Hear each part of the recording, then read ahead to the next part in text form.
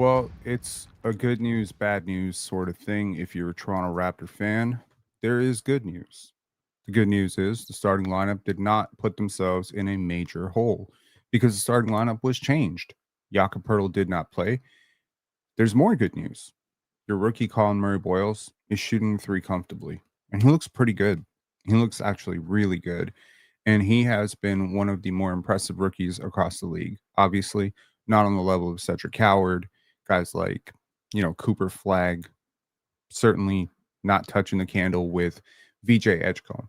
But apart from those guys, there haven't been a lot of rookies that have impressed me as much as Collin Murray-Boyles has. And tonight, he drew a very tall task because you were guarding up against the tallest team in the league, the tallest starting lineup in the league, and you started a 6'6" center, a rookie center who was 6'6", and he held his own for the most part. The good news is also that your two highest paid players, and in my opinion, your two best players, easily your two best players, Scottie Barnes and Brandon Ingram, were cooking. They were doing really well. So those are some positive takeaways. There's some more takeaways. To those of the Jacoby Walter believers, why don't you like this video if you're a Jacoby Walter fan? I'm a big Jacoby Walter fan. And bonus, if you like this video, you'll see a little bouncing basketball. Shout outs to YouTube for making that happen.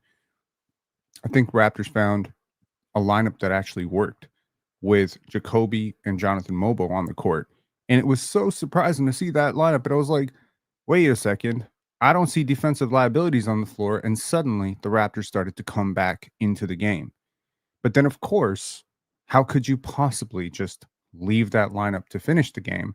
No, you got to bring in Immanuel Quickley and play 2-point guard lineup if you're Darko Rajaković. Why? Why?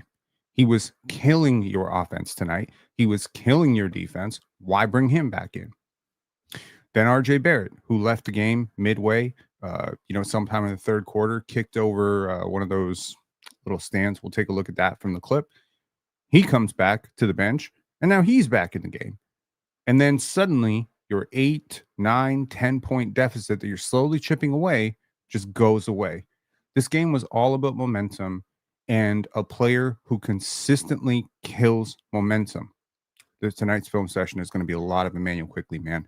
I need y'all to see what he's doing. And you know what? I'm impressed with y'all because I'm seeing DMs. I'm seeing little comments where y'all are seeing it. So I'm not crazy. Okay. Now, the bad news is the Raptors have lost 4 straight.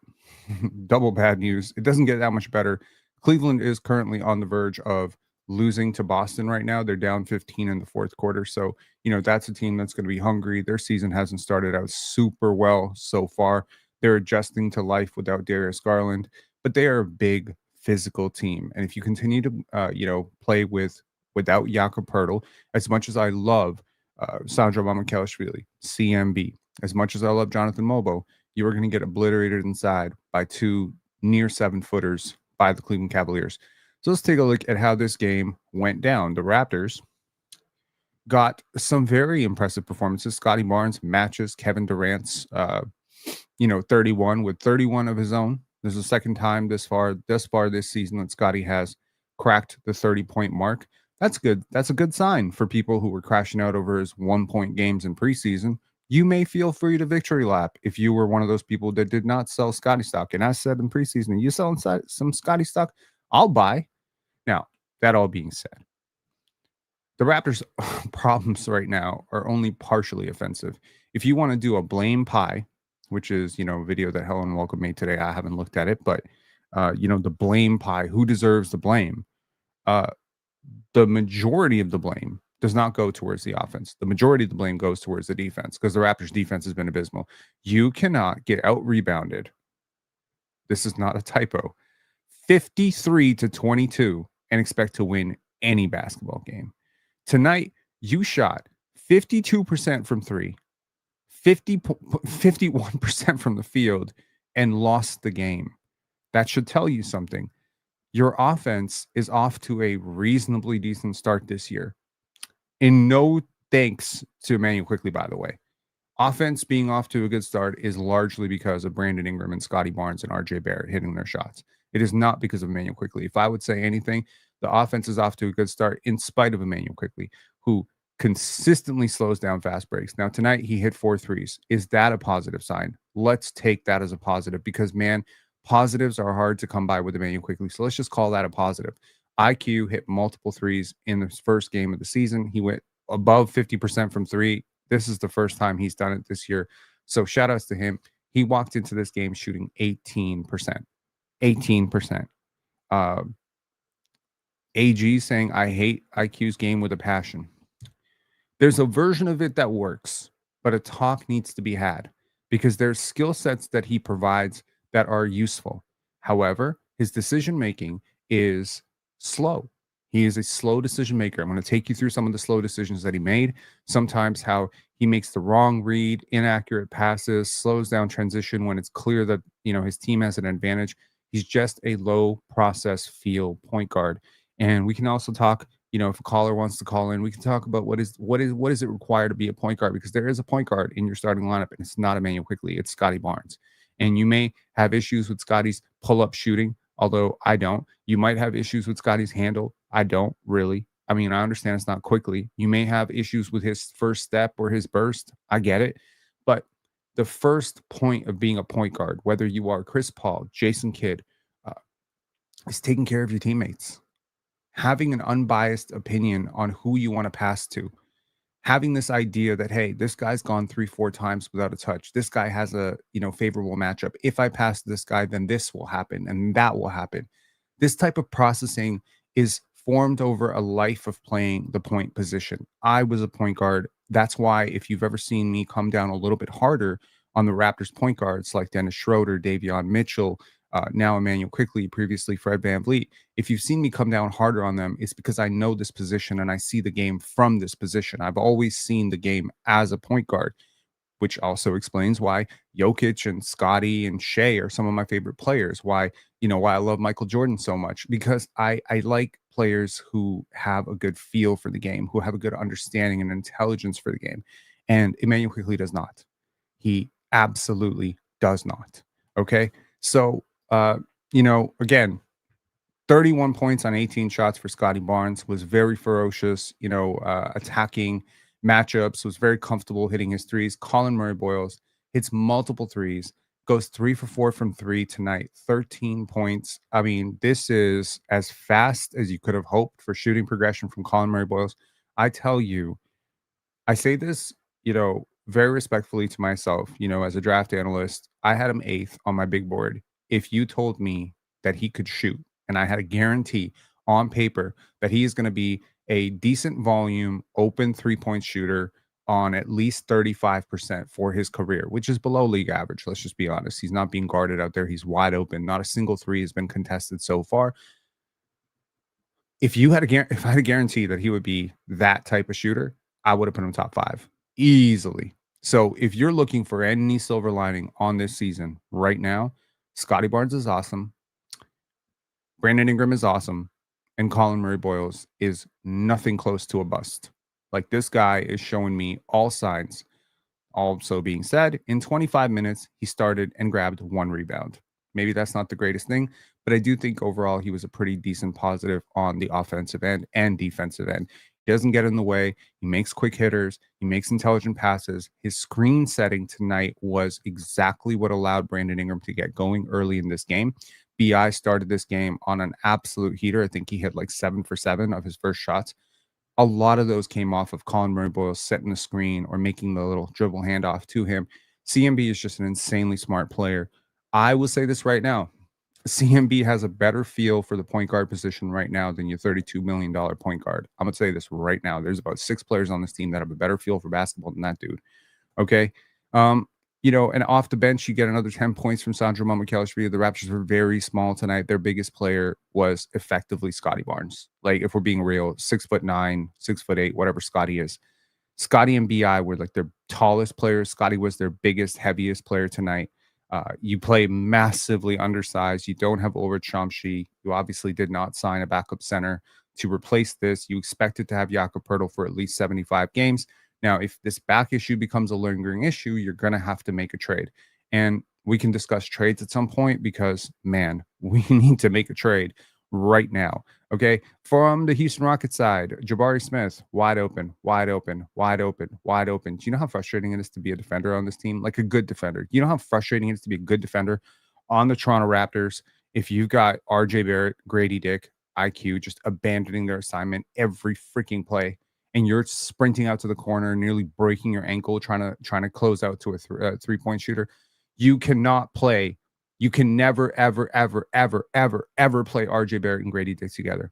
Why the fuck are they playing in the fourth quarter? That was so frustrating to watch, man. I'm not even that mad about this loss. I expected them to lose this game 100%, but I did not expect them to lose by 18. Did not expect them to lose by 18. I thought, hey, BI, Scottie showed up. You know, Immanuel Quickley's hitting his threes. There's no way we don't close this to at least within 5, 6 and get at least a good feeling about ourselves going into Cleveland. You have now been blown out in back-to-back games. You've squandered multiple second-half leads. This is not the way. This is not the way. And the reason that this is happening, in my humble opinion, is because you have a team that is very disconnected and very divided. Somebody needs to step up.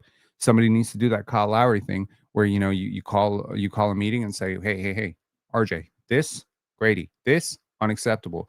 You need to have somebody take ownership of this locker room. I'm telling you right now, because you got Immanuel Quickley and RJ Barrett and Gradey Dick doing their own fucking thing on defense, and it is screwing everybody up. There's so much talk around Raptors Twitter, Raptors YouTube today. Shout outs to Raptors Shaq. Shout outs to, you know, Esfandiar Barhaney and Samson Folk. I'm sure those videos are going to come.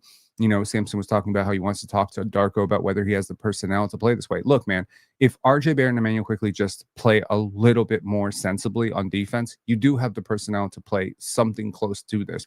Maybe not exactly like this, but you'll notice that the Raptors defense does get a lot better when Jamal Shead and Jakob Poeltl are on the court. You do understand that there's a reason why you have been a reasonably decent team when Jonathan Mobo's on the court, even though Jonathan Mobo put up zeros across the board. Okay? He had a 1 rebound, 1 assist, and 0 points. He didn't take a single shot in his 7 minutes. Ochai Agbaji gets benched in this game. He was not good tonight. He was horrible tonight, actually. Just poor processing. Jakob Poeltl didn't hit a single shot, got to the line for 2 points. He had 2 points, 3 assists, 2 rebounds. And I think he was an affirmative positive. It was so obvious it was working with him. Gradey Dick, don't let the +2 fool you, man. He was very lucky that he was on the court for some positive lineups. He was also on the court for some negative ones. He was awful tonight. He was awful for the second straight game. And yet, I'll tell you, there's a player on your bench who's not awful, and that's Jamison Battle. Why is he not playing more? Jacoby's not awful. Why is he not playing more? Jamal Shead's not awful. Why is he not playing more? Jamal Shead hit both of his pull-up threes tonight. Shout outs to him, right? It's just a really weird roster where it feels like Darko has this mandate from front office, and y'all want to blame Darko. I get it. I understand it. Y'all want to blame Pat Delaney. When teams lose 4 straight, there's going to be plenty of blame game going on. But the truth is, if you really want to blame somebody, blame the dumbass who put this roster together. Blame the dumbass who heard his coach say that we want to pressure full court, 94 feet. We want to be this quick rotating team. We want to force turnovers and run in transition, and said, I know what I can get you. Jakob Poeltl as a starting center signed up for 5 years. Immanuel Quickley and RJ Barrett in the same starting lineup. And oh, by the way, Gradey Dick's your 6th man. You would, like, what? Like, are you kidding me? This is a Bobby Webster problem. This is 100% a Bobby Webster problem. The worst thing about how the Raptors are playing is you are making these players look even worse than they really are. RJ Barrett is not this bad defensively. You're making him look worse. Your scheme is making him look worse. He looks confused, man.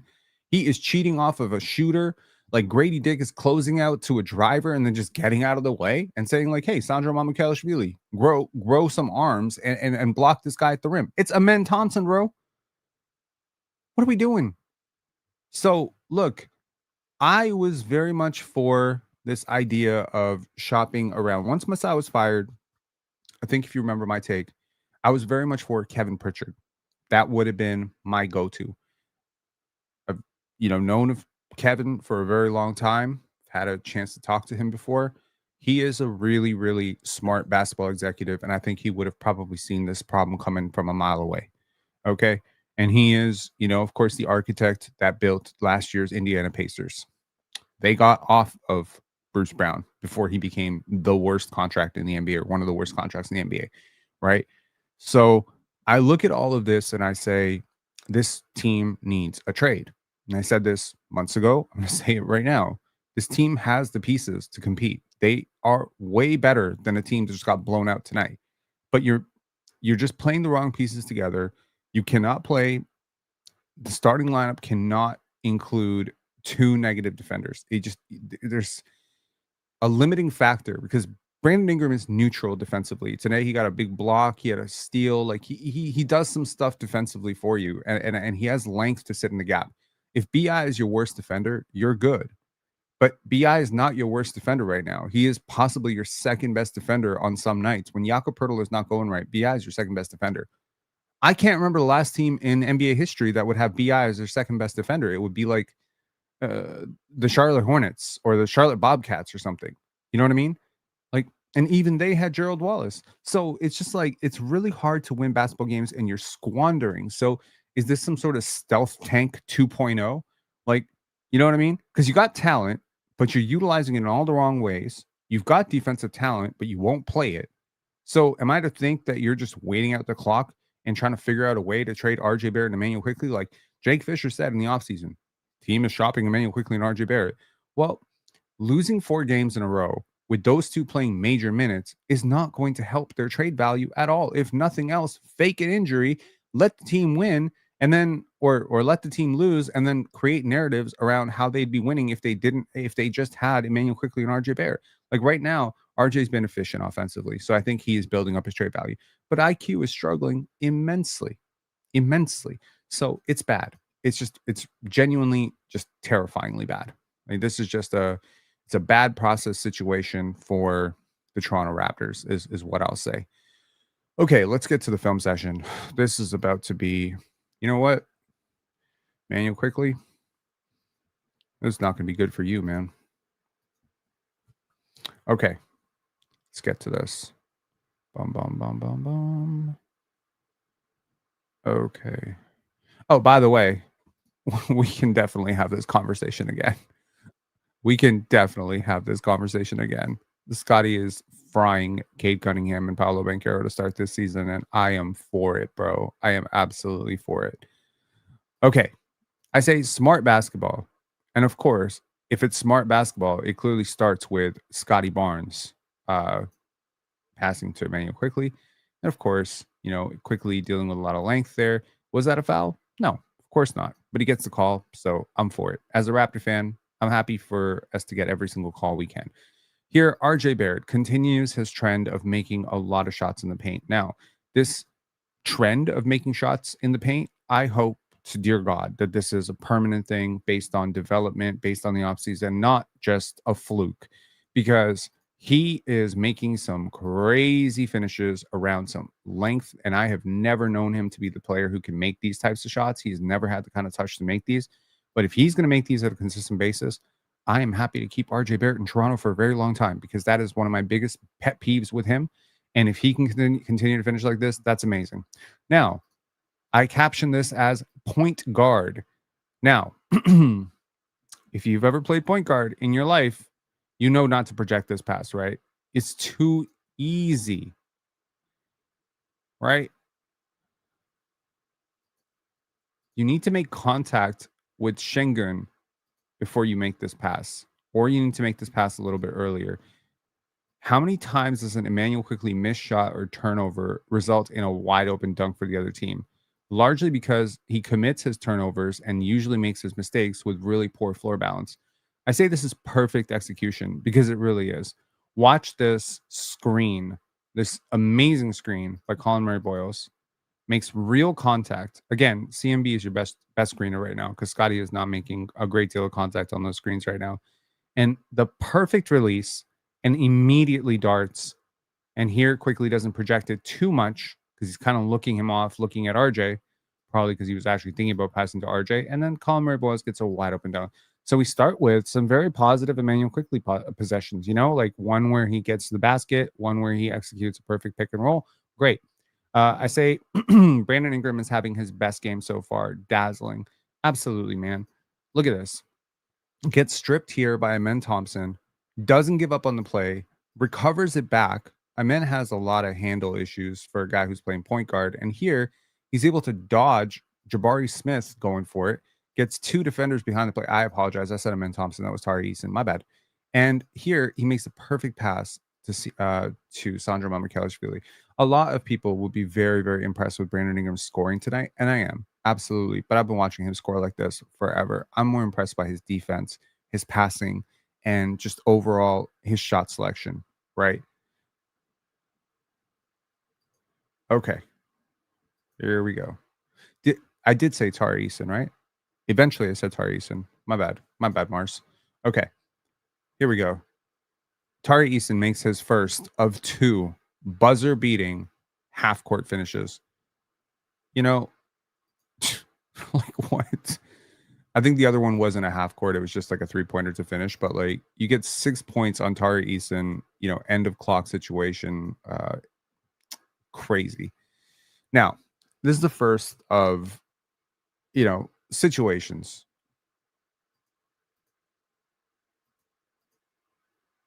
RJ Barrett looks off Scottie Barnes and Jakob Poeltl in the corner. Now, look, Reed Sheppard is the guy back. You have to read this play. Şengün is the big. He is trailing the play. Mamu is here. So you can make a lot of better decisions right now than throwing it to your 18% three-point shooter. You really can, okay? The best decision, in my humble opinion, right now, the best decision is right here, past to Scottie Barnes. He has a head of steam. He is obviously going to beat the shit out of Reed Sheppard at the rim, and he's going to get either to the line or he's going to get 2 points at the rim. That is the best shot, okay? The second best shot is probably to the wide open Jakob Poeltl in the corner once you take this extra dribble. Fake to IQ, but with IQ having this sort of slow release. Now, obviously, Okogie completely misplays this. IQ is going to miss this, but it was a reasonable shot. So you can get behind this, right? You can get behind the idea of like, hey, we want to get Immanuel Quickley a shot. We want to get him going, but he is shooting 18% from three. And if you compromise on an open dunk for Scottie Barnes, who is your franchise player and your highest paid player, there is no fucking way that you are getting away with this. Now, it's kind of interesting.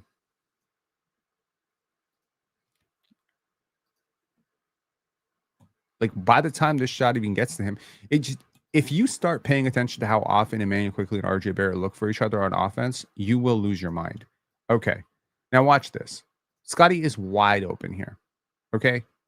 This is his range. He is the guy that you need to give the ball to. You look off your franchise player.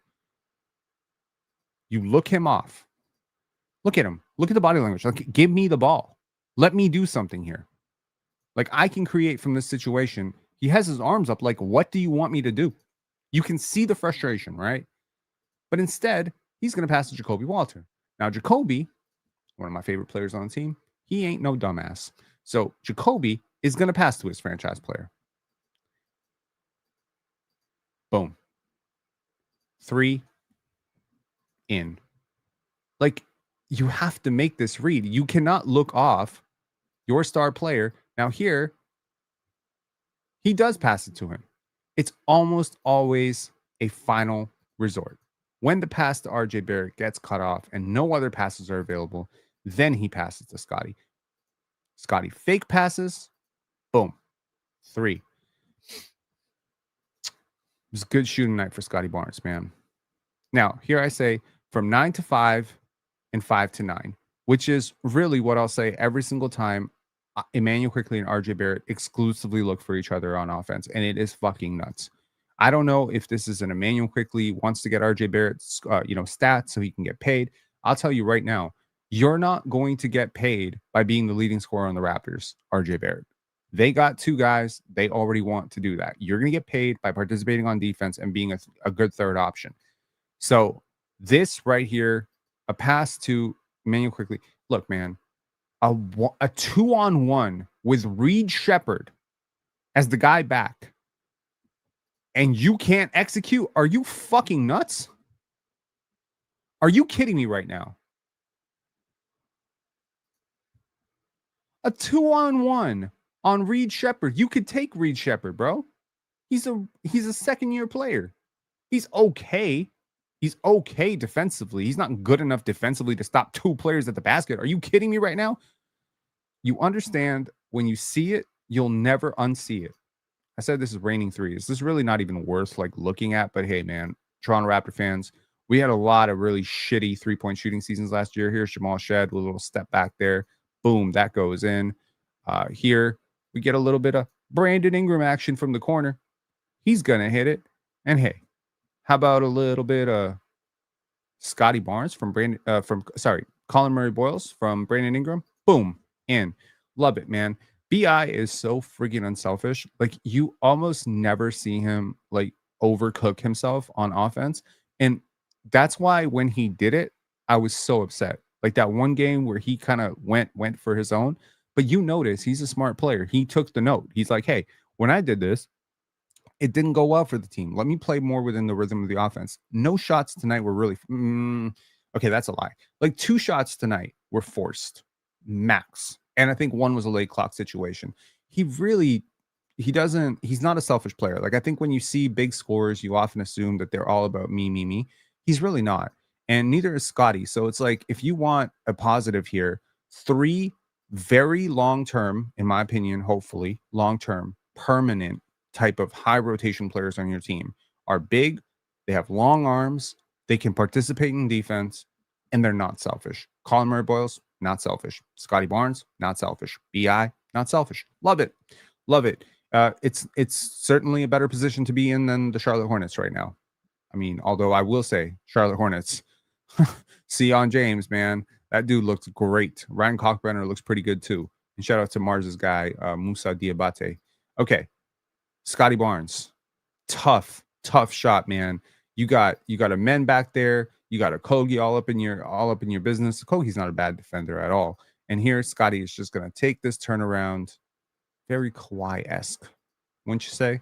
Very Kawhi-esque indeed. Some shot creation there for Scottie Barnes. I said here, turnovers. Look, Immanuel Quickley, Jesus.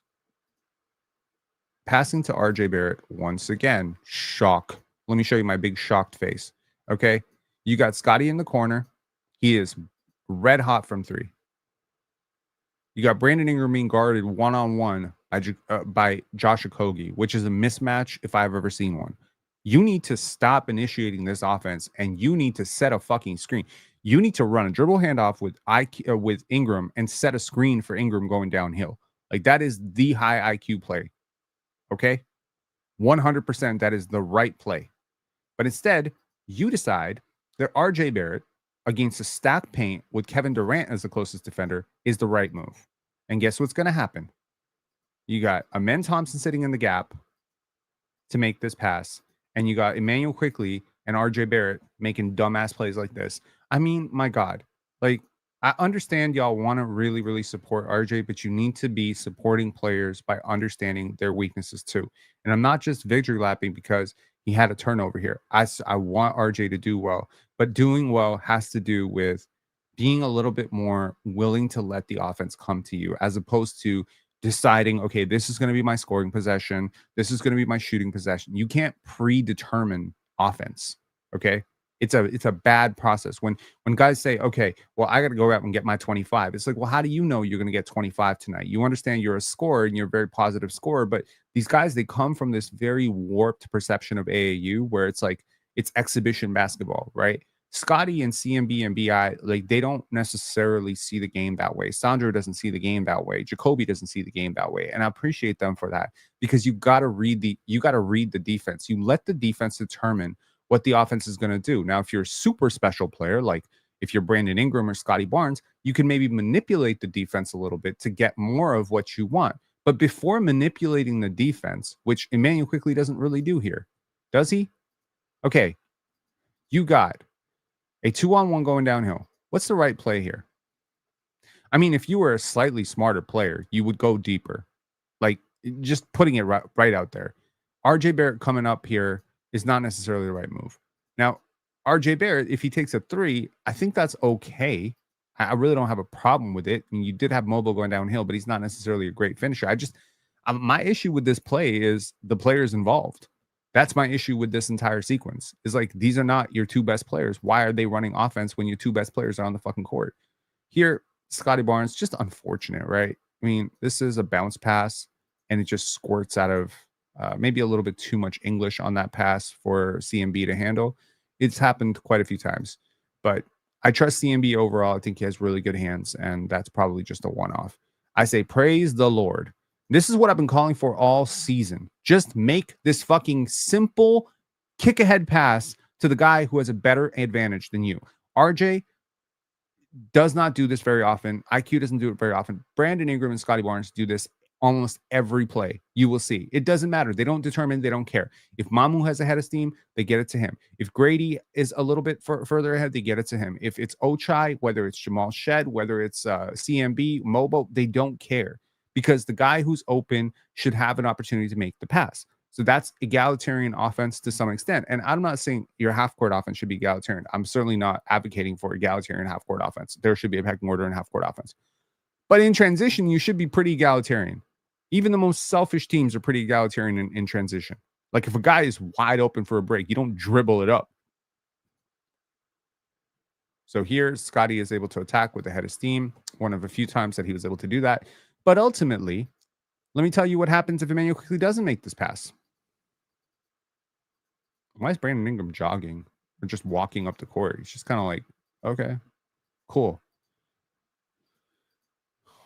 Good job, Jonathan Mobo, running the court. But nevertheless, if Immanuel Quickley does not make this pass, you just don't get the 2 points. He reinitiates the offense, and at that point, you probably get an RJ Barrett turnover or an RJ Barrett kick out 3 or something like that. But it's like, you cannot pass up like opportunities to get dunks. And once again, this is that BI Scottie connection. And if you're someone who's looking for a silver lining here, your two best players are connecting very frequently. In fact, Brandon Ingram has had really positive connections with Scottie. He's also had really positive connections with RJ Barrett as well. So, eyes in the back of his head, he saw it. Scottie says, pass, pass, pass. And Scottie is more willing to cut when Ingram has the ball because he knows he's actually going to get it. Everyone is going to be more likely to cut when Scottie has the ball because they know they're going to get it. That's why you put the ball in players' hands who are willing to make the right passes, because it initiates off-ball action. Okay? And here, Scottie is going to take Şengün into the woodshed and do to Şengün what Şengün has been doing to the entire league so far this year. Great play by Scottie Barnes. Here, RJ Barrett leaves the game. Not happy. Not a happy camper. Anyways, moving on.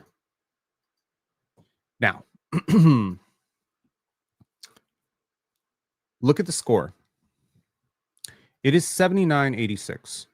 A lot of work has been done to pull the Raptors away from, being in such a precarious, bad situation.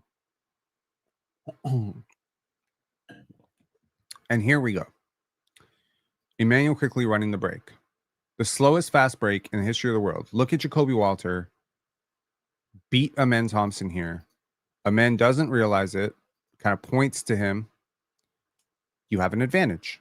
If you make this pass, Jacoby's going right downhill and probably dumping it off to Jonathan Mobo. You don't make this pass. Instead, you waste that effort to cut. Nothing happens.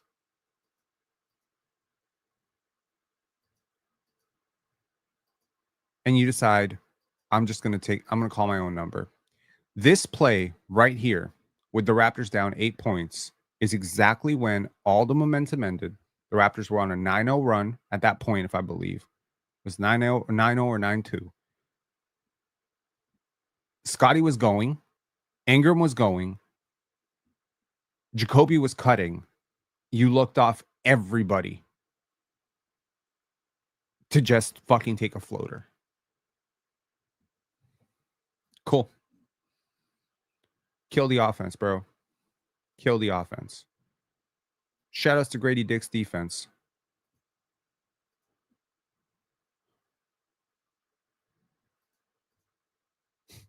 This miscommunication by these two players who both run away from the basketball. You cannot make this up.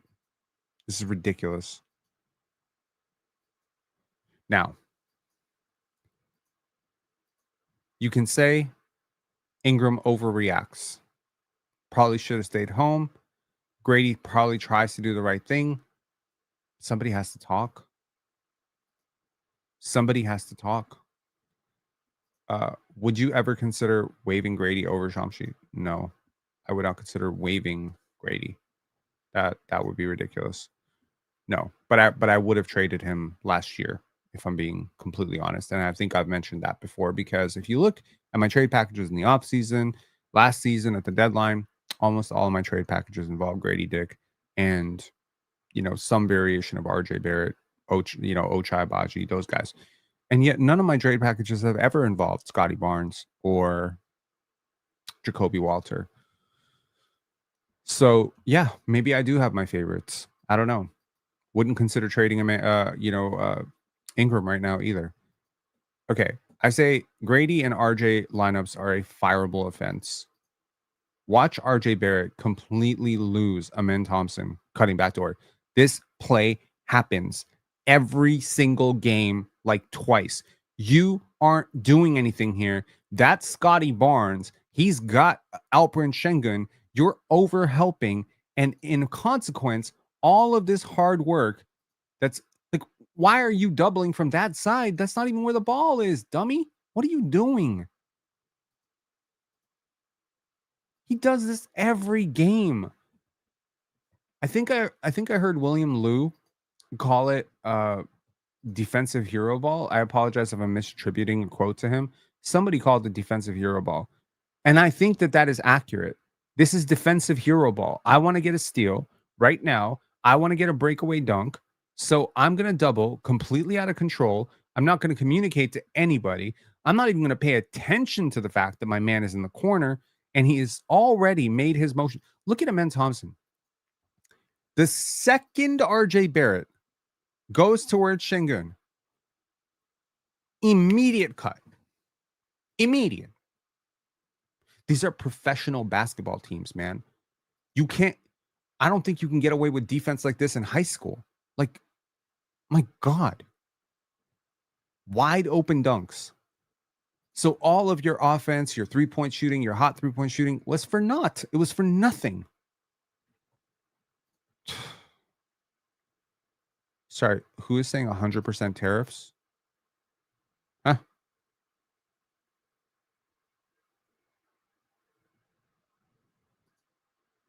Andrew said, we get killed on the back cuts every game. Are these dudes watching film?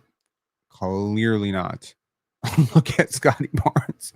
This is one of 8 times in this game that I clocked Scottie Barnes with this, kind of gesture of his hands up. Yuffie L. Rob, so you think Scottie watched you clip last night? What clip? My clip. I made a clip last night and do shit last night.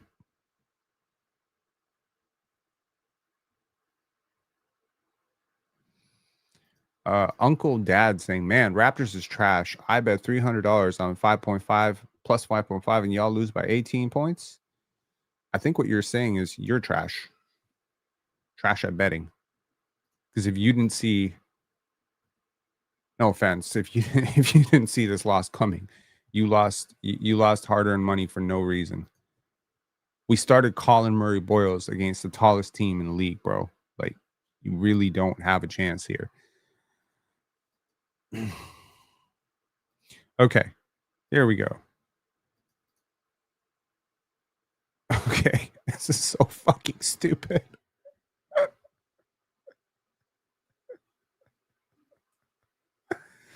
You can't make this up, bro. Do you see this? Y'all see this, right? Do y'all see this? Now,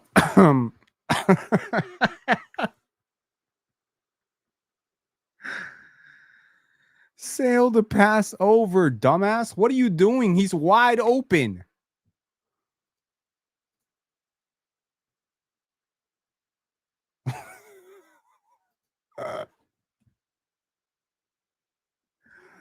Oh, man. End my suffering, please. And if you thought the Raptors are going to get a good offensive possession out of this, you're right. Because guess what happened? The ball finally found the right man. And the right man is Sandro Mamukelashvili.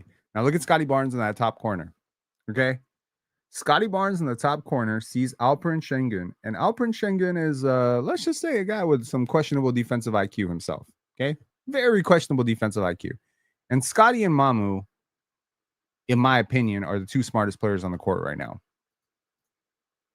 So Mamu is going to take the mismatch. Everybody is thinking rebound or help. And Scottie Barnes just cuts back door. Boom. Super smart. Scottie taking some notes from RJ Barrett, who is also a very intelligent cutter. The Immanuel Quickley disaster class continues. This time, unable to make a simple pass. You getting locked up by a rookie, dude. Here, Alperen Şengün reaches in. Immanuel Quickley, of course, picks up his dribble because he never watched the Steve Nash highlight in his fucking life, and then throws the ball out of Scottie's hands. Immanuel Quickley, I hope you watch this film breakdown and cry, because you are literally ruining a season for this entire fan base. So much optimism. Scottie sees CMB wide open, almost as a present passes to future. You know what I mean? Scottie was once the quote-unquote non-shooting rookie. He knows what it feels like to be wide open and not be passed to. Scottie has empathy for that. So he's like, hey, man, you got 3 defenders on me. I'll make the simple play. I'll pass to my teammate, even if it is Collin Murray-Boyles. 3 for 4 from 3. Shout outs to Collin Murray-Boyles for hitting that shot. It looks smooth. It don't look bad at all. And I said, Jamal Shed cooking. 123 to 110. Just 4 minutes to go. Look at the lineup on the court. Okay. The score was 123 to 113 after this shot. I tell you, I don't think they were going to come back and win this game. But if you keep this lineup on the court, you get at least close. You don't get blown out. You don't get like obliterated. But the second this shot goes down, within 30 seconds, Darko decides, no. Immanuel Quickley's got to be in the game because I don't want to have to tell my starting point guard why he was on the bench and we came back. Yo, I'm through it. I'm done. Yo, if you want to be nice to Immanuel Quickley, I'm sorry. You already paid him $32 million. You play like this, you got to sit. Okay, not passing the. You have Scottie Barnes and Brandon Ingram absolutely on a heater. They cannot miss. They're wide open in transition, and you are looking them off to force your bullshit floaters. You have clear pecking order in the offensive order right now for you to call your own shot and to look off your franchise player. You need to be benched. Honestly, you want to send a message to Immanuel Quickley? Bench his ass right now. Okay, I admire Immanuel Quickley as a man of faith. He's a very hard worker. He is, in theory, a positive shooter. But my God, man, you are suffocating this offense. And at the worst possible times. So a lot needs to be said about what is it to be a point guard. I think I said all I needed to say, honestly.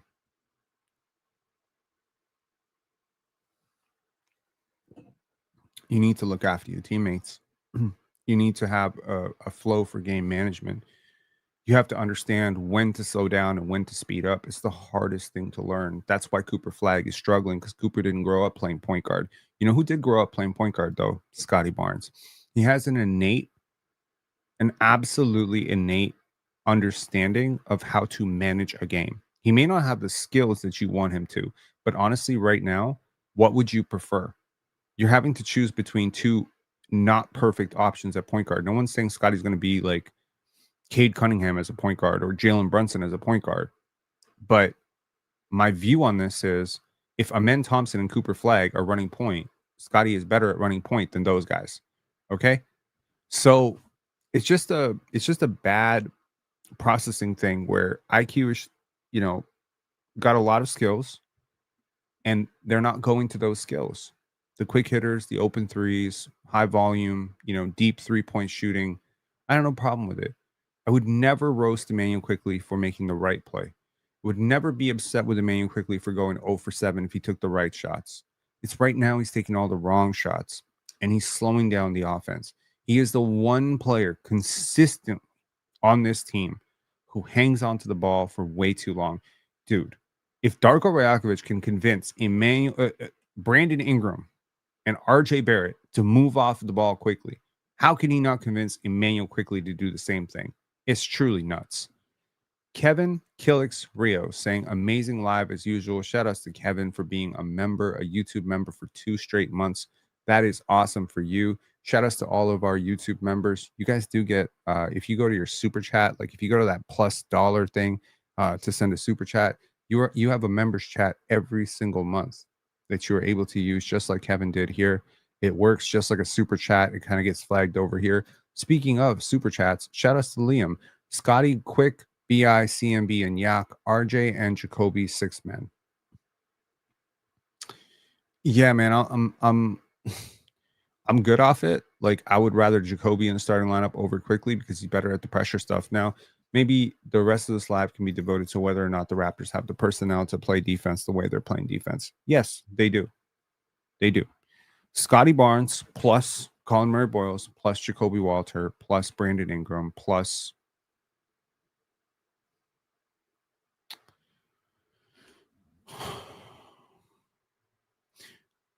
Scottie, Jacoby, Ingram, CMB, Mobo could do it. 100% they could do it. Okay. Jaden, any point we talk about trades this live? Sure, man. Go ahead. Armin Basan saying big ups for covering every game, win or loss. Yep. 4 straight losses, still covering it. 20 straight losses, we'll still be covering it. But I don't think it's going to continue. I think at some point this team is too talented. They will figure it out. There are a lot of teams that have started out very poorly, and you do figure it out. We got Christian calling in. Christian, what's up? 20 straight losses. Hold on, I'm just turning off my YouTube. How you doing, man? I'm good. How are you?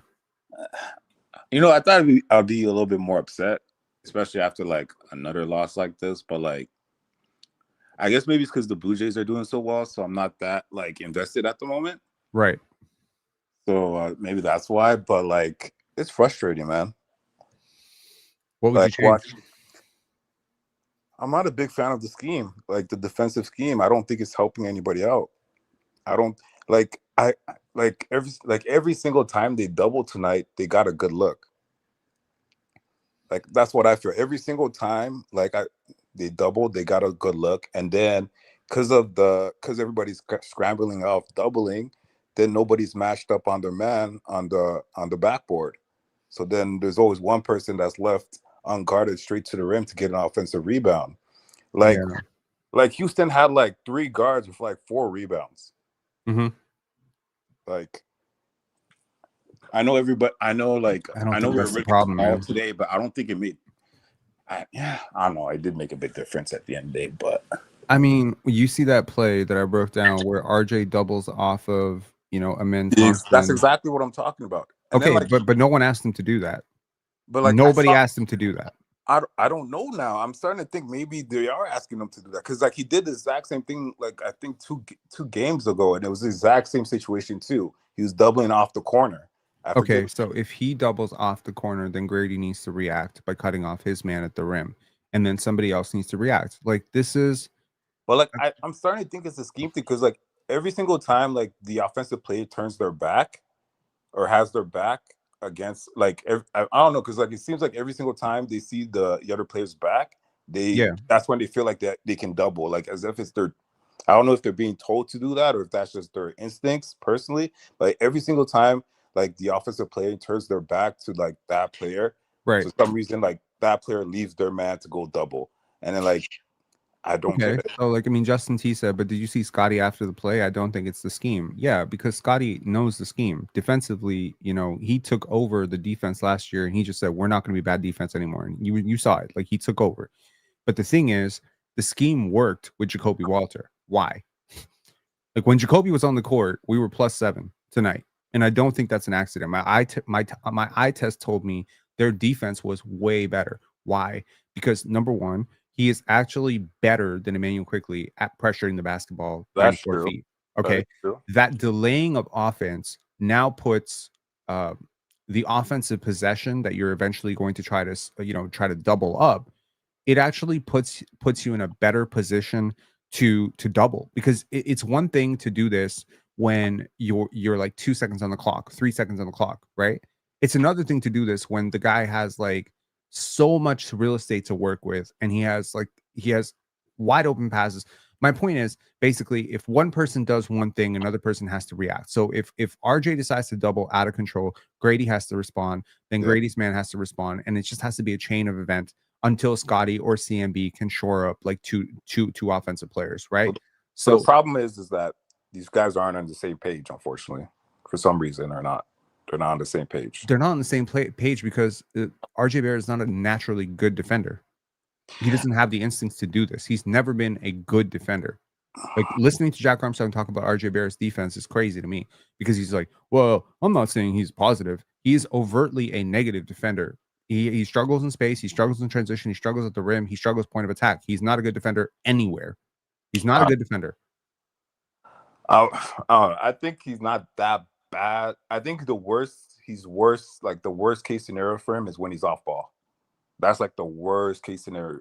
But like, I feel like when I think he defends well with physicality.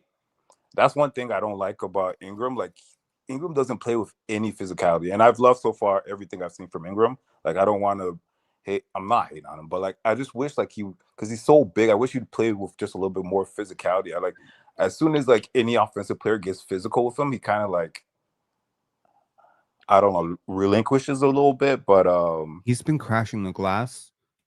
He had a block tonight, which was very physical. He's taking contact. He takes contact in the post. He's trying his best to actually execute the scheme. He gets back on defense for the most part. Like, Ingram has not been the problem for me defensively at all. I can't say he hasn't been the problem. Bro, he has not been the problem. Like, everybody's been the problem except maybe Scottie and CMB. Scottie's been a problem too.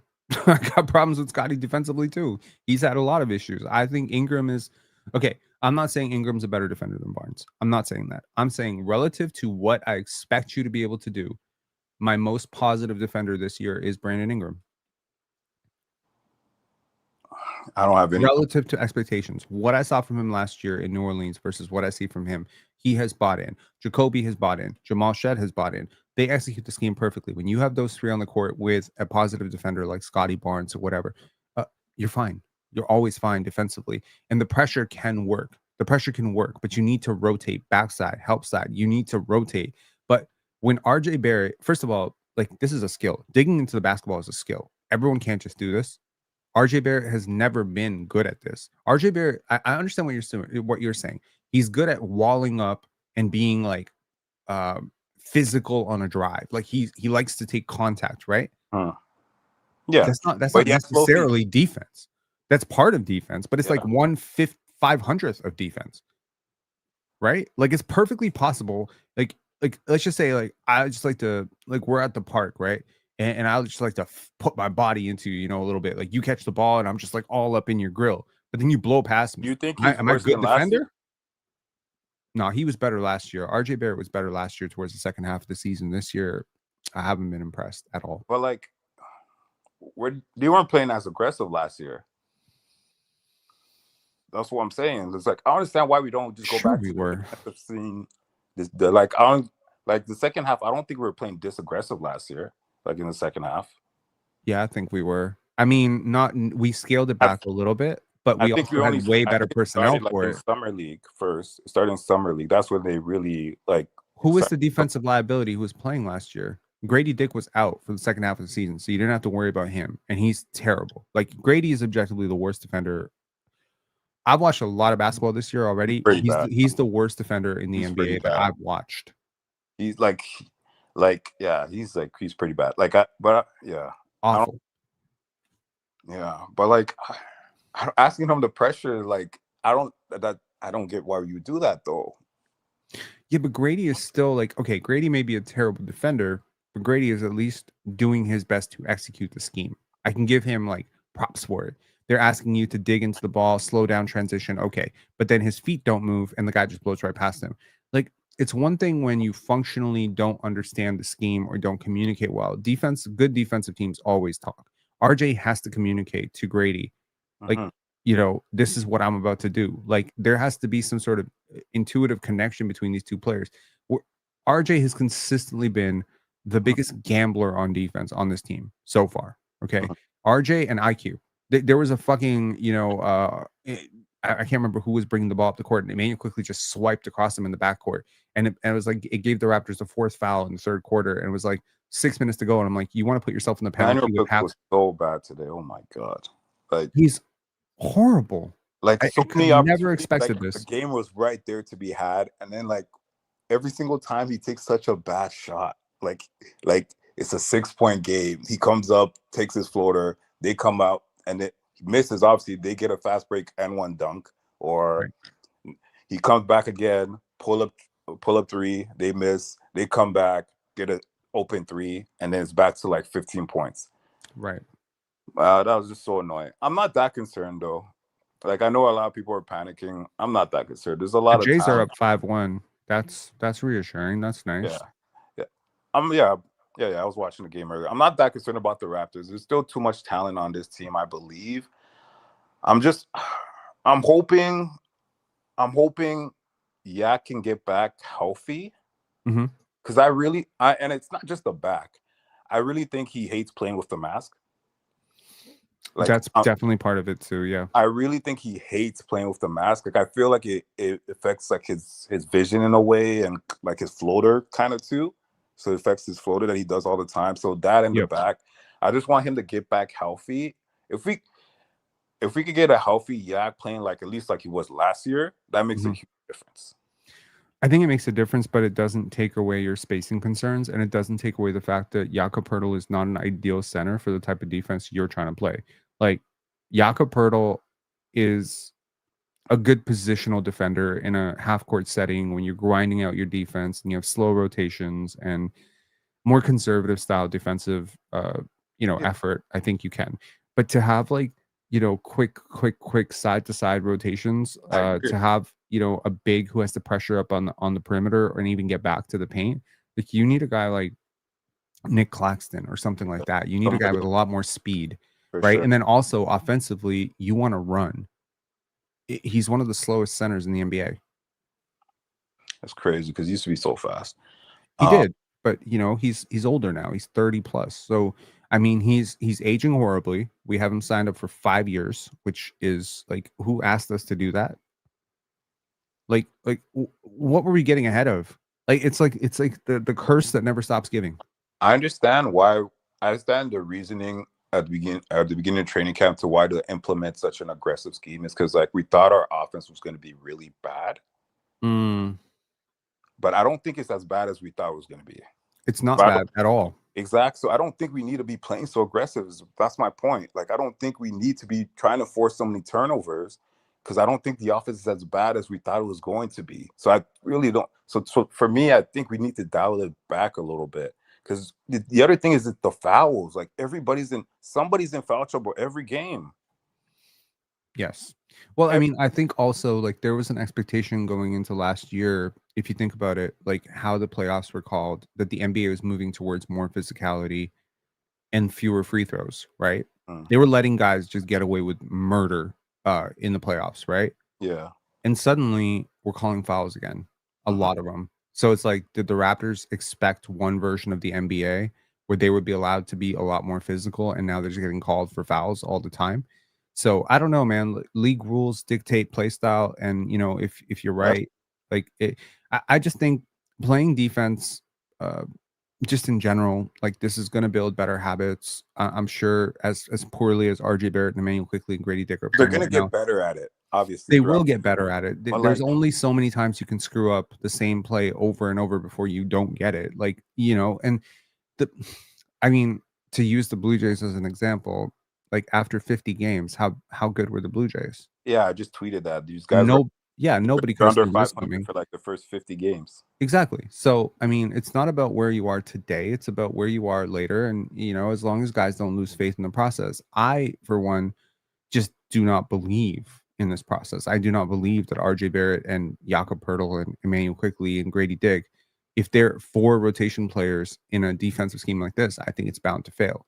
I think part of the reason the Raptors were so good I in the think second half last season was because they were able to minimize if you're that, playing, and they had so much Mobo and Jacoby who are designed to play like this. to me, if you're playing like RJ Barrett and Ingram, you just can't play Gradey. That's me. That's my personal opinion. You just I can't. agree with that. You just. I know he brings a lot off. You just can't play him. You just can't. I like Gradey, but like at this point, if you're set on playing those two guys that many minutes,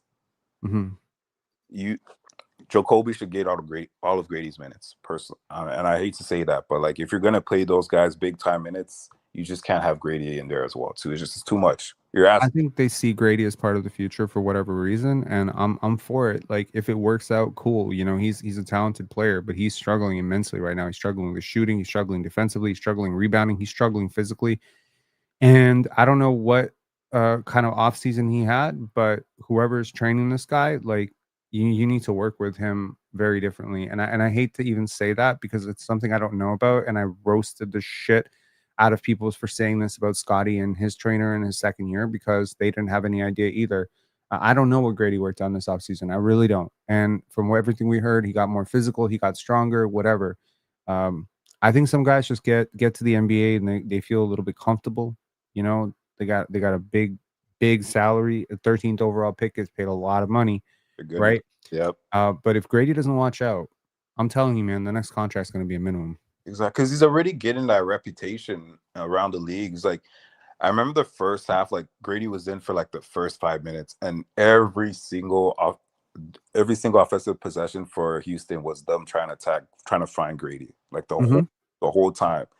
It was so bad that I think he played till the end of the quarter, and then like Darko had to bench him for the first like couple minutes and put Jacoby in for him at the beginning of the second quarter, and then he gave him a chance again closer to the second half. But yeah, I'm not that concerned. The thing is, we've played a really tough schedule too. Like we've played. Not really. You don't think so?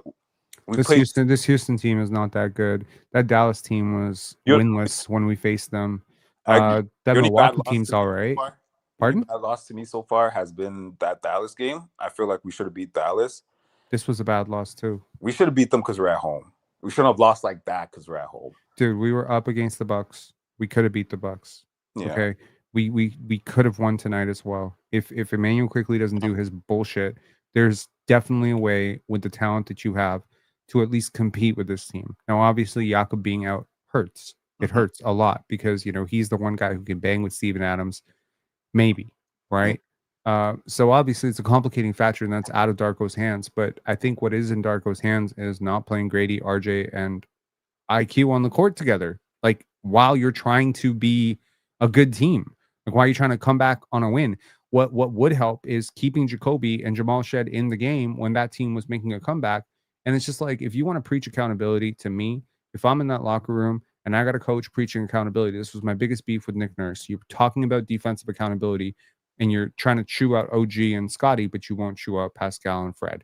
And they're wasted defensively. They're doing terrible things defensively. So for me, it's like, if you want to coach with special favors for your stars and your starters, then if I'm a bench player on your team, I'm going to start looking at you sideways. Because why is it one rule for them and one rule for me? Like, I don't like that. Unfortunately, like, Darko's too early in his career. Like, I don't feel like he has the cachet enough to be benching players that are making 20+ million.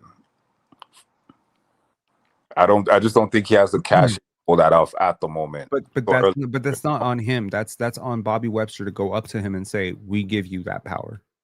We will give you that power to do this. And if they do that, then he can coach freely. I don't think he's coaching freely right now. I'm just gonna be honest. He's a smart dude. He's a really smart coach. I've listened to his lectures for hours. He is a really intelligent coach. Everything we're talking about here, he saw this a mile away. Probably in the offseason, he saw this was going to happen. The problem is right now, you have a mandate. We're trying to trade RJ Barrett. You got to play him. You have a mandate. We're trying to develop Gradey. You want to play him. So, maybe it's internally. They think if we can lose enough games, we can at least justify a change to the starting lineup. I keep thinking that this is the grand master plan. Keep showing them that Immanuel Quickley and RJ Barrett doesn't work in the starting lineup. So now they make a change. But to me, CMB should start. Long term, he should start with Scottie, with BI. That synergy between those three players works perfectly. And if he's hitting shots like this, that takes away the only complicating factor. He 100% should be starting on this team. I think Jacoby should start on this team. So I think your starting lineup should be Jacoby, Scottie, CMB, Mamu, and Brandon Ingram. That's who I would start. And you don't like that? No, I said that would never happen. Why? You just say, what happened? Come on now. You're not gonna put 32 million on the bench, man. You're just not 32 million. How much they put Isaiah Hartenstein on the bench, he makes 27 million. You think Immanuel Quickley is a different caliber of player than Isaiah Hartenstein? They were both bench players in New York. What's the difference? I don't for real. What's the difference? Because if you do that you're stuck with that contract. Like, at least if you try to play him, what's he gonna do? Is he gonna wave himself? What's he gonna do? Is he gonna cry? Is he gonna bitch? What's he gonna do? At least if you start shooting better, his trade value at least get back to being normal, at least, and then you could try to trade him. But put him to the bench, that's not gonna. It's just, bro, at $32 million, no one's trading for that contract as a positive contract. So, like, I appreciate that this team delusionally tries to overplay Gary, overplay Precious, overplay Chris Boucher for all these years. We're trying to exhibit them for trade contracts. You overplay fucking Bruce Brown, even though he's killing you. Like, oh yeah, we're trying to exhibit him. Nobody cares. People are not stupid. Nobody is thinking Immanuel Quickley is worth $32 million. I thought he was worth 25 when I thought he was good. Right now, he's worth 10 max. Yeah. So, all said and done, at the end, he's not going to play himself into a $32 million contract to the point where he's going to become a positive contract. I just don't see that happening. To me, all he has to do is play because he's like the 60th highest paid player right now. That's crazy to me, bro. The only way for him and RJ Barrett to become positive contracts is if they contribute to a winning team. That's literally it. That winning glow, right? It masks everything. For whatever reason. Before this game, I'd say RJ was playing up to his contract. Yeah, he's played really well offensively. Defensively, I still think I have a lot of issues. Yeah. But offensively, yeah, I think he bought in. He isn't getting in the way of anything. He's very opportunistic. He's finishing in the paint. He's hitting his catch and shoot threes. I literally could not ask for a better start from RJ Barrett. He's been really good. Yeah. Anyways, man, Christian, any final thoughts? Go Blue Jays. Go Blue Jays indeed. Peace. Okay. Before we get to Sean, I just want to respond to all of these super chats. Shout outs to you guys.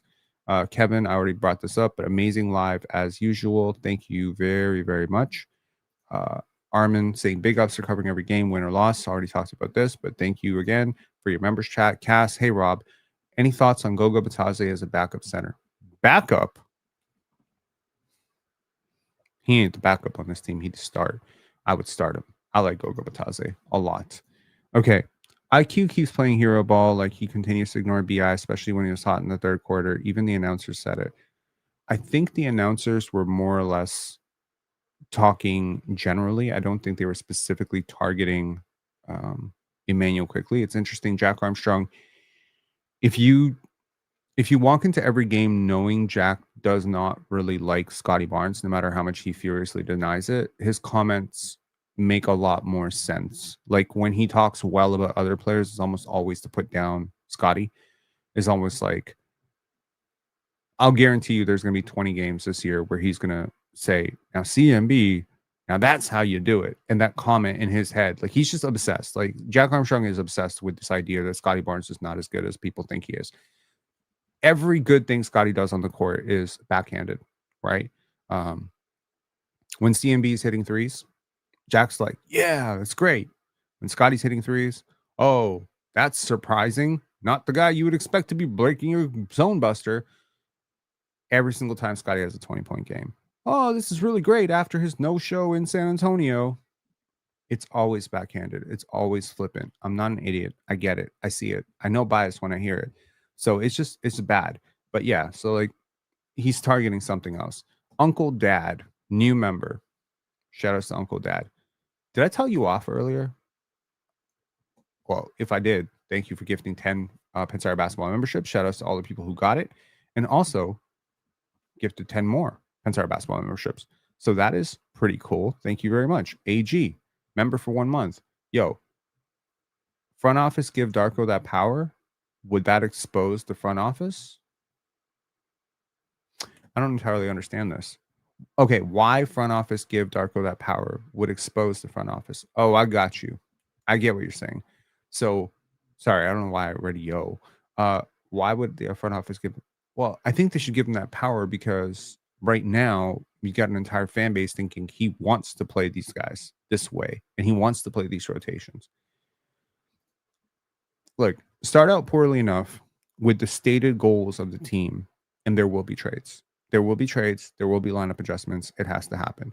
I would rather see this team lose for playing the wrong way than be rewarded for playing the wrong way because of shooting luck.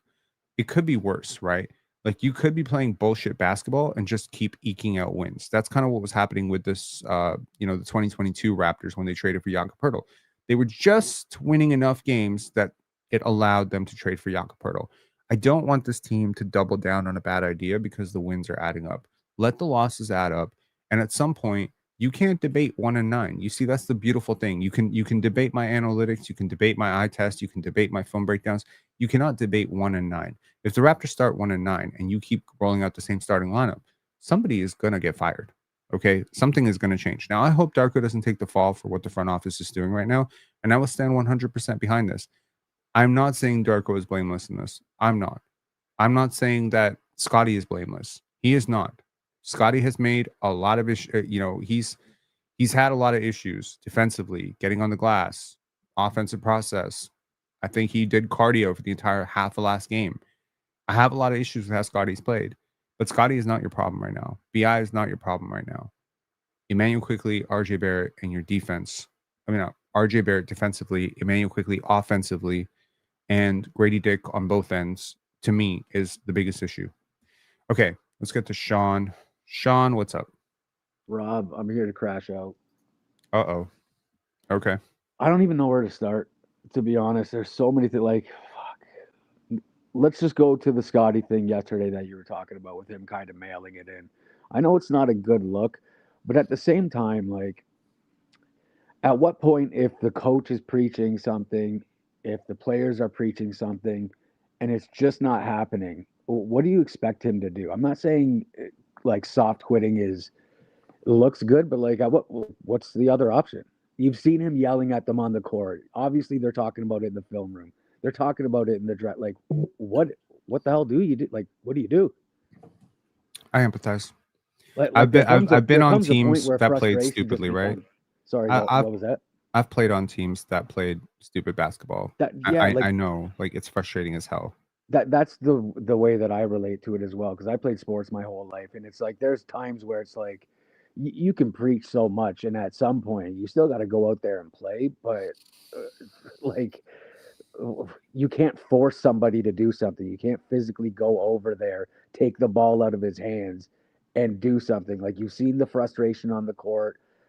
Obviously, he's played through a bunch of shit for the last however many years. Like I can't even believe that he still smiles, dude. Because like this isn't just this version of the Raptors. Like this fucking poor guy, bro. Like what?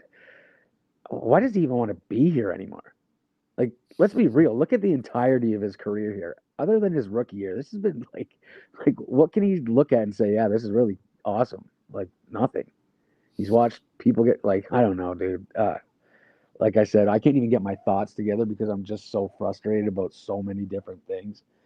So then, okay, I'll move on to the next thing. So even right there, you were saying that you don't even know if Darko has control. What if I believe that as well, but what if this is one of the because Darko seems like the type of coach who wants you to work through your problems, right? Like obviously he's going to be Right. hard on you, but he's one of those like fail until you get it right. Is there a chance that he's believing a little bit too much and this is a bit on him and not just a mandate from management, where maybe he's taken the whole you have to fail to succeed like a little too far? I'm not sure I understand the question. like you'll have a coach who the second you screw up, you're on the bench. You know what I mean? Right. They'll tinker with lineups, or they're a hard ass coach. You know what I mean? They're Okay. where Darko's a little more lenient because I think he believes you have to work through your problems in order to overcome them. Sure. So do you think it's at the point now where it's like he's believing more than anybody else, and it's not a mandate from management? He really thinks that IQ is going to work his way out of this, or I don't know. I just don't see how you can still have hope in this. And Well, if he thinks this is going to work out, then he is a problem and he probably needs to get fired. I hope that's not the case. I don't believe it is because, like you said, he does strike me as a very intelligent coach. But Yeah, and I mean, like his body language in post games has been very cagey and extremely frustrated. Like he knows, like, and like he's not an idiot. Like he can see that Grady is struggling defensively. He can see that his scheme is not being implemented. And of course, it's very easy, for Lane to say like, "Oh, it's Pat Delaney, fire Pat Delaney." Yeah, but the defensive scheme can work. Like I see the theory of it, and I totally see, that there are players in Toronto who are willing to buy in defensively and play super, super hard. right. But this shit is exhausting. And when it's not producing results, and every single time you do your job and somebody else doesn't do their job, it just breaks your back. Like defensively, you just don't have the energy to keep going out there and fighting through screens and shit when somebody else is just fucking up constantly. Yeah. And then when that player gets the fuck up and not get benched and just keeps their role in the starting lineup because of contracts, I have to say, if that's a Darko thing, I have a problem with that. If It's that's like a there's no management thing, accountability here. I think you were talking about it on one of the other streams where like right? we need someone with an attitude too. Like we need a leader that's going to get in somebody's face. You know what I mean? Like I'm Right. not like it's just I don't know if it was Lane that was talking about it, but like Garrett Temple's not it. Like cool, yeah, we got a vet, but like who's Yeah. going to yell at this room? Not yell, but you know what I mean? Even Darko's, I'm sure he's got a bit of an attitude, but Darko, it's just nice guys throughout the whole franchise. I don't know if Darko's really as nice as people think he is. Like Right. I've talked to a lot of people who've been around him his whole life, and they just say he's tough as nails. He's psychotic. Like he is Right. extremely, he's polite. Yeah, for Yeah. sure. He's polite, but he's definitely tough. Like he's Right. You saw. I mean, minded. you saw that last year when that game, the press conference with the foul. I don't know if it was last year or the year before, with The year Scottie before. when he had that little meltdown. I think that showed a side of him that we don't get to see too much. I'm Sure. sure that comes out, but still, even just some players to just really in the moment fire it up a little bit. Like, yeah, Sure. we have dogs as far as gameplay wise, but we don't have dogs as far as attitude wise, in my opinion. Yeah, but I mean, like you got Scotty flexing on Giannis. He's Right. a dog, right? Yeah. But he needs to be able to galvanize and like RJ also has a little bit of dog in him. He's like he's a physical player. He invites contact and physicality and shit. So it's good, man. Like I mean, overall, like you do have some tough-minded players. You do have a lot of positive players. I think that are worth building with at least. That you could potentially see a world in which you can build with those players, but it's going to be hard to do this if you're going to keep playing Gradey Dick and RJ Barrett together. Right. It's just I think it's a lineups issue Well, overall. that's one of my main problems with the franchise right now is it just feels like we've been so stubborn for so long now. It's like Mhm. rather than proving that your plan isn't going to work by doing something else better, they're just going to ride it out and waste the whole season. Be like, oh shit, that didn't work. Like rather than just switch the lineups right now, like they did at the end of the game, you throw IQ back in there. It's like, why are you doing that shit? Like it was working. Like you saw units come together, and rather than just like switch now, like what are we waiting for? Like it'd be different if Right. we had a bunch of old guys, but like these are young guys that are showing that they're better in the starting unit or at least in certain units for more time. And like this should be the time you're putting them in there to develop. Like I'm sure Yeah. maybe they're not ready just to jump in, but like you're stunting some of their growth as well. Like you're just prolonging that, like keeping Jacoby on the bench. Like for what? Because IQ's getting paid 30. I don't know. Fuck.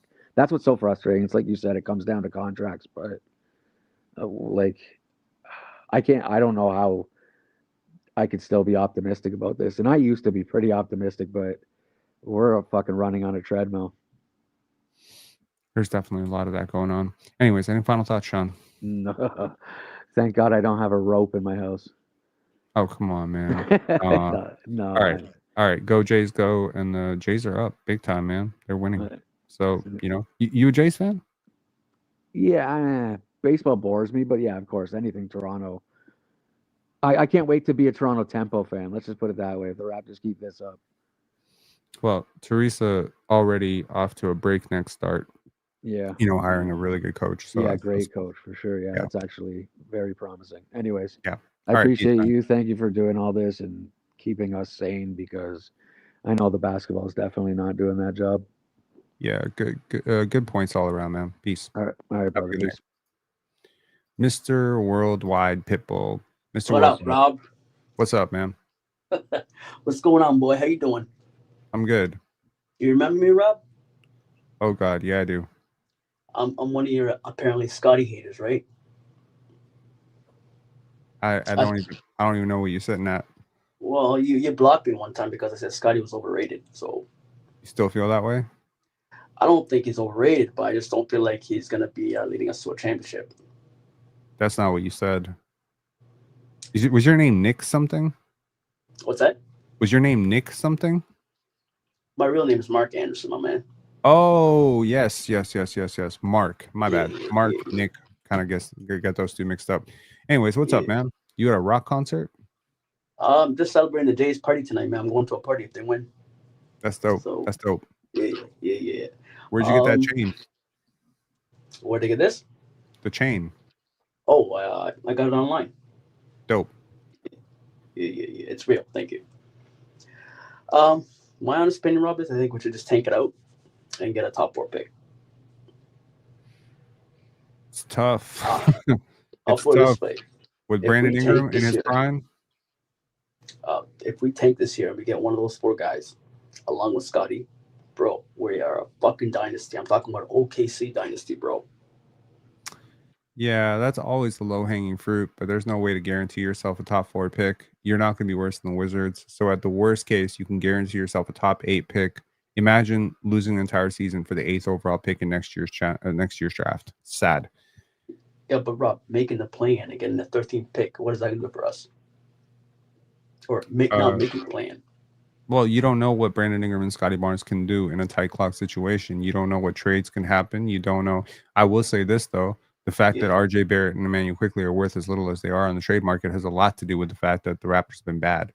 Bro, I just had a dream. I just had a nightmare the other night because you said that wouldn't it be poetic if the Spurs and the Knicks went to the finals? Mm-hmm. I was thinking about that the other day, man. That really made me pissed off when I heard about that. Yeah. Because we literally gave the Knicks OG. We handed them OG, bro. Mm-hmm. Yeah, we did. And here we're like, yep. And we gave them the Pacers, we gave them Siakam, and they're in the finals. So think about that, Rob. 2 years in a row, bro. It could happen, for sure. It could happen. Definitely could happen. And the Spurs, bro, we took freaking Jakob Poeltl, and they got Wimpy now. So. Yep, we helped them both. That is for sure. And we didn't even get Derek White out of it, so that sucks. I think we're back to those dark days, Rob. I'm talking about like Bosch, like 2004, brother. No, nothing is going to be as bad as Bosch. First of all, Brandon Ingram and Scottie Barnes gave me a lot more hope than Chris Bosh did back then. No offense to Chris Bosh, but I just wasn't a fan. And when it comes to Brandon Ingram, bro, I've been watching a lot of his playoff games. He's giving me Jimmy Butler vibes, where he doesn't try in the regular season, but in the playoffs, he just kills it. Like he's giving me those kind of vibes. You know what I mean? So I wouldn't necessarily go that far, but yeah, I see what you're saying. But I wouldn't necessarily say like Jimmy Butler-esque in that sense. But yeah. Anyways, man, any final thoughts? Jays are gonna win the World Series, man. Let's get the party started, man. Yeah, let's hope, man. Up 3-1. If they win tonight, brother, we're all gonna be downtown Toronto tonight. You got tickets for Game 6? No, I don't got tickets, bro. That's expensive, bro. It's like $20,000. That's crazy, man. $20,000. Yeah, man. You don't hear the tickets? The cheapest ticket is like $20,000. Oh, maybe after tonight, but we were looking at tickets yesterday, and they were for about $2,000. Oh, okay, then I could probably look into that. All right. Well, after tonight, knowing it could be a closeout game, they will get much more expensive. One more thing, Rob. Do you think we'll ever get SGA? Never say never, but I don't think so. Okay. All right, brother. Have a Peace, good man. night. See ya. Good night. Okay.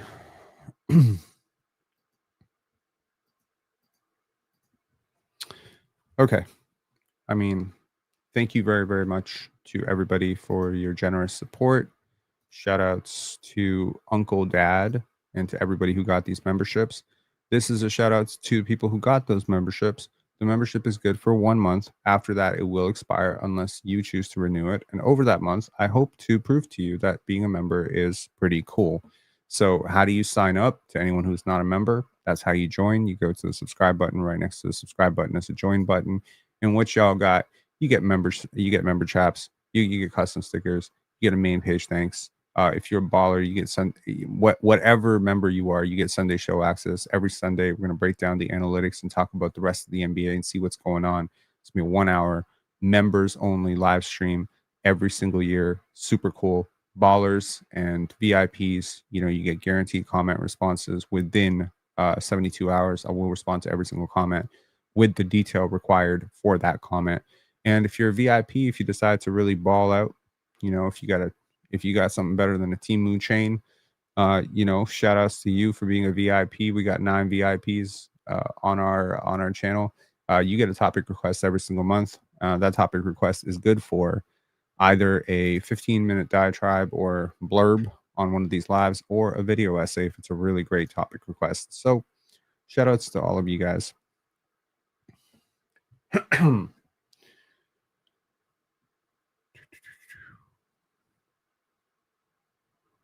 Okay. Scottie times Wemby get back CB picks bottom out this year.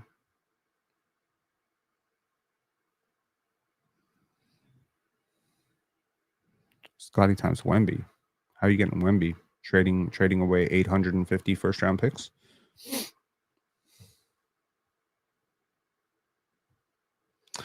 Honestly, if I were in charge of this team, I would have tanked harder the last couple of years.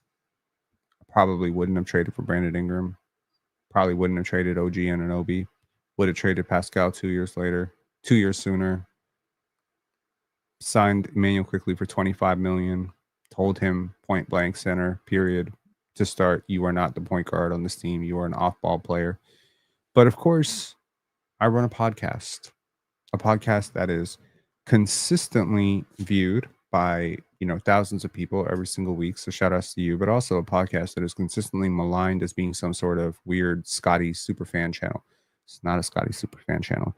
This is a channel that is devoted to the benefit of the Raptors going forward. Okay. And there is no way that you can convince me. Oh, shout outs to Sasha. Sasha becoming a member, becoming a YouTube member. Shout outs to you, man. Zachman in the house. What's up, Zachman? Man, this was a very interesting game. What was interesting about it? I just feel like the team is very over-reliant on Scottie on both ends. I feel like if he's not doing everything on either end, it's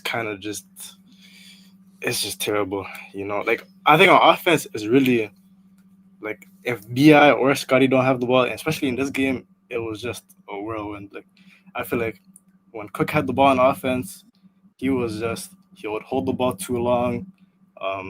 His shot, like I feel like in this starting lineup today, I was the least confident in Cook taking a shot. Yeah, me too. That? Yeah, of course I believe it. I was too. Like I don't know, man. I feel like he's really like the only not like positive on defense, I guess. Like he can't really do everything on defense. Always helping on two.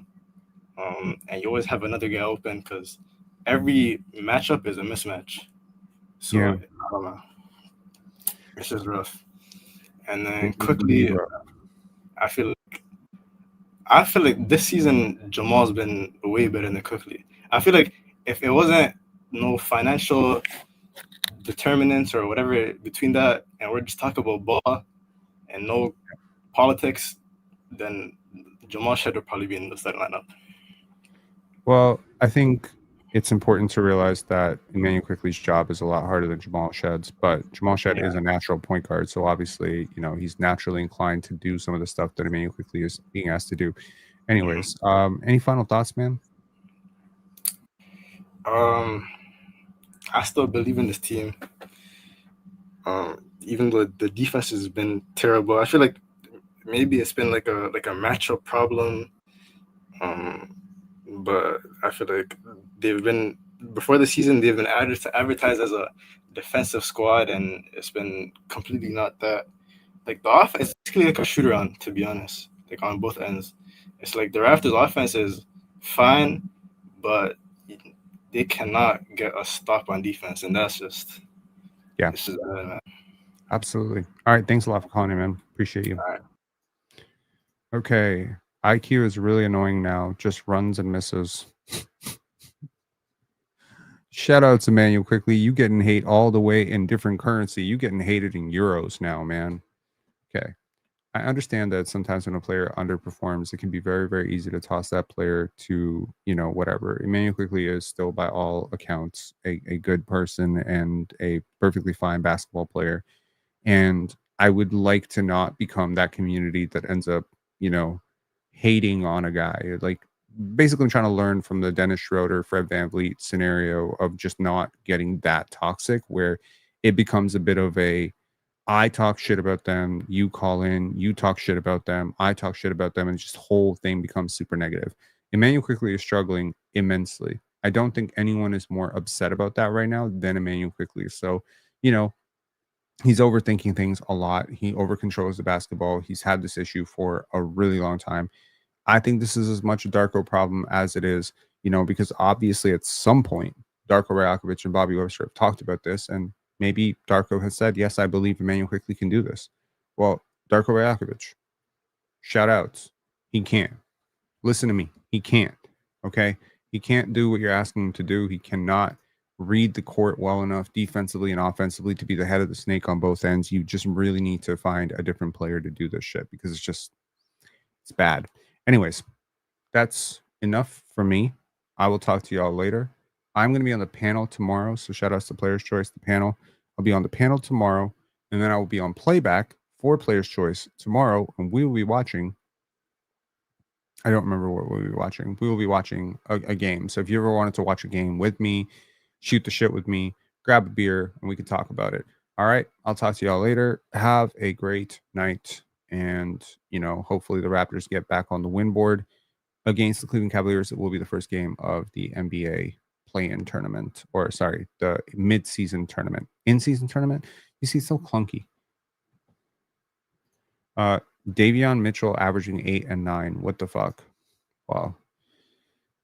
At least Davion guards. Davion may be shooting 23% from 3, but he is at least guarding. We call it the Emirates Cup. Red Salute saying, wow, short stream. I was going to call in. Yeah, an hour and a half. I don't think that's a short stream, but shout outs to you, Red Salute. Looking ahead of Pendants, not this season, bro. I don't understand.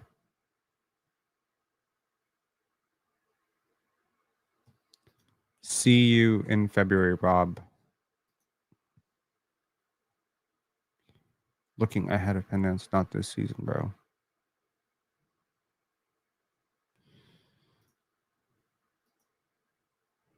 What's your soccer team? I'm not enough of a soccer fan to have a soccer team, but when I cared about soccer, it was Juventus. Rob is too tired to crash out. No, I'm too grown to crash out. Not. I mean, I think I've quietly crashed out in the film session, right? Like, I don't need to scream and say horrible things about people to crash out, right? Yuffie saying IQ blocked me on Twitter. Welcome to the club, friend. He blocked me too. He blocked me like 3 days ago.